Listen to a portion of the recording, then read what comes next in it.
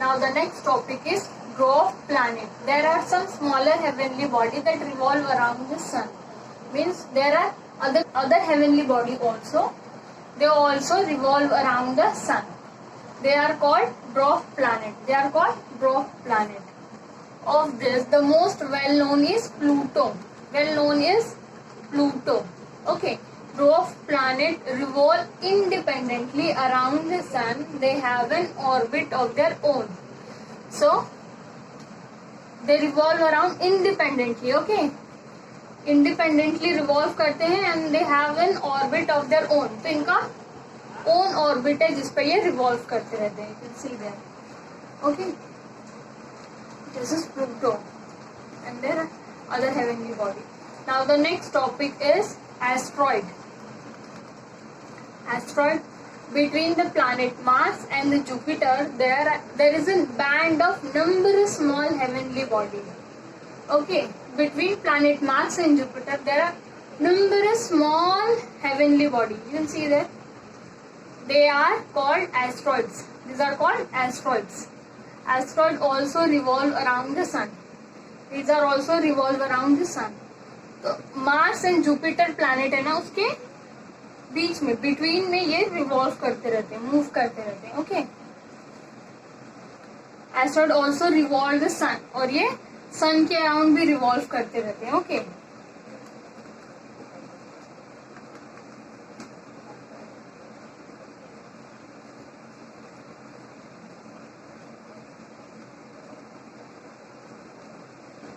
Now, compared to the sun, other heavenly body in a solar system are much smaller.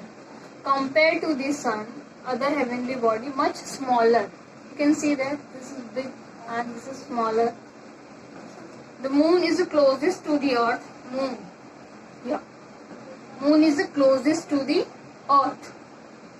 That is why it appears to be so big, although it is actually very much smaller than the sun. So because of it is very closer to the earth, it look very big. Although it is very much smaller than the sun. You can see the size of the sun and the moon. It is very small compared to the sun. Okay. And here the asteroid between the Mars and Jupiter planet. It's also revolve around the sun. Okay. These are the asteroids. Now the next topic is gravity. What do you mean by gravity? All heavenly body exert a force of attraction or a pull on one another. All the heavenly body exert a force of attraction. क्या करते? Force attraction to each other. ठीक है, क्या करते हैं? एक दूसरे को अट्रैक्ट करते हैं to each other. This force it's called force of gravity. This force it's called gravity. तो ये एक दूसरे को जो अट्रैक्ट करते हैं, खींचते हैं, पुल करते हैं, it's called gravity. The sun exerts a gravitational pull on all planet, whereas the tendency of the planet is to move away from the sun. So sun क्या करता है? Sun also attracts all the heavenly body.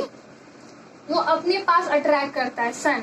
और ये heavenly body क्या करती है? एक दूसरे को अट्रैक्ट करती है. और सन क्या करता है? वो ऑल द हेवनली बॉडी को अट्रैक्ट करता है. ठीक है, पुल करता है ग्रेविटेशनल फोर्स से. तो as a result of this two forces the planet keep revolving around the sun. तो ये दोनों जो प्लैनेट्स है वो एक दूसरे को अट्रैक्ट करते हैं, और सन क्या करता है? ऑल द प्लैनेट्स को अपने पास अट्रैक्ट करता है. तो एज ए रिजल्ट क्या होता है? दोनों फोर्स के वजह से क्या होता है? जो प्लैनेट से रिवॉल्व करने लगते हैं. ठीक है, at a fix distance in a fix orbit. तो एक फिक्स डिस्टेंस पे ये लोग रिवॉल्व करने लगते हैं एट अ फिक्स ऑर्बिट. तो एक डिस्टेंस बना लेते हैं सन से, इनका एक फिक्स डिस्टेंस हो जाता है और एक फिक्स ऑर्बिट हो जाता है जिसपे ये मूव करने लगते हैं, रिवॉल्व करने लगते हैं. Okay. In the same way satellite revolve around there planet. ऐसे ही सेम जो सैटेलाइट्स हैं, जैसे कि ये मून है तो ये अर्थ का सैटेलाइट है ना, तो ये भी रिवॉल्व करने लगता है around the earth, and so it is called gravity. एक दूसरे को जो अट्रैक्ट करते हैं, पुल करते हैं, जो फोर्स करते हैं, it's called gravity. Due to the earth's gravity all things on the earth remain on it.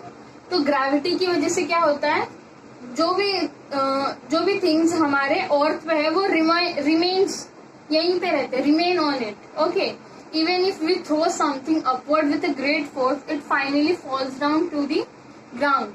Suppose अगर हमने कोई फोर्सफुली ऑब्जेक्ट ऊपर थ्रो किया, बट वो क्या होता है, फाइनली फॉल डाउन होके नीचे हमारे अर्थ पे वापस आ जाता है। तो ये क्यों होता है, ग्रेविटेशनल फोर्स की वजह से होता है। हमारा जो अर्थ है उसमें ग्रेविटी है, वो ग्रेविटी फोर्स की वजह से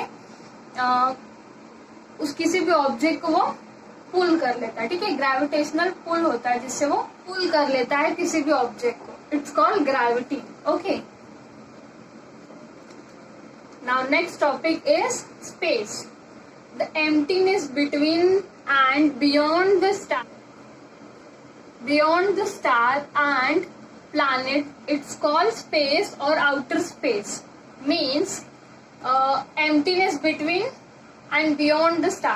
तो स्टार के, सपोज ये स्टार्स है और प्लैनेट्स है, उनके बीच में जो एम्प्टी प्लेस है ना, जो खाली प्लेस है, एम्प्टी प्लेस है, तो चाहे वो अंदर हो ऑर्बिट की या चाहे बाहर हो, तो जो एम्प्टी प्लेस है इट्स कॉल्ड स्पेस और आउटर स्पेस। ओके,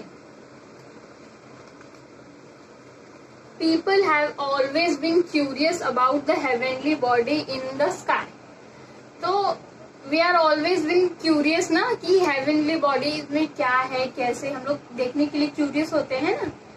तो they have always wanted to reach them। तो ऐसे कभी कभी फील होता है कि हम वहां पे जाके देखना चाहिए, वहां पे जाने की इच्छा होती है ना।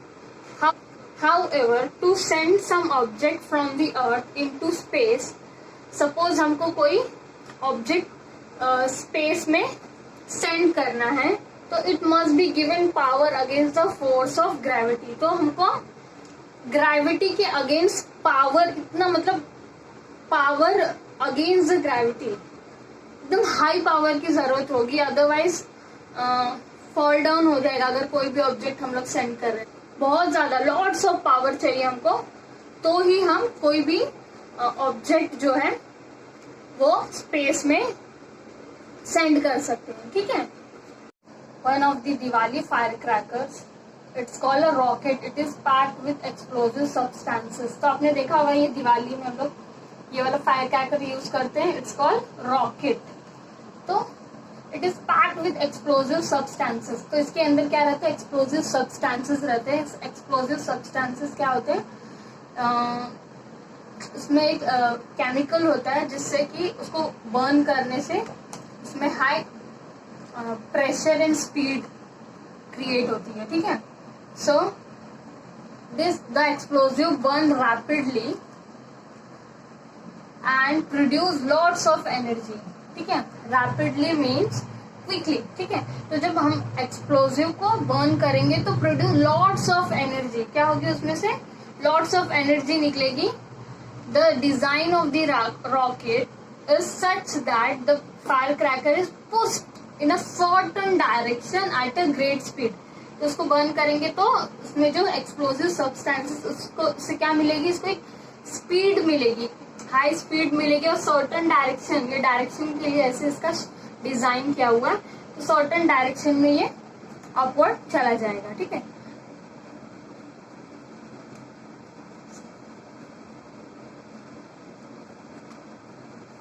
however to send some object from an earth into a space, अगर सपोज हमको कुछ सेंड करना है अर्थ से स्पेस में, it must be given power against the force of gravity. तो पावर चाहिए होगी ग्रेविटी के अगेंस्ट, ग्रेविटी को पास करके जाने के लिए हमको पावर चाहिए होगी। ठीक है, रॉकेट टेक्नोलॉजी और space launch technology is use for that purpose. तो rocket technology is use for that purpose. Okay, design you can see there.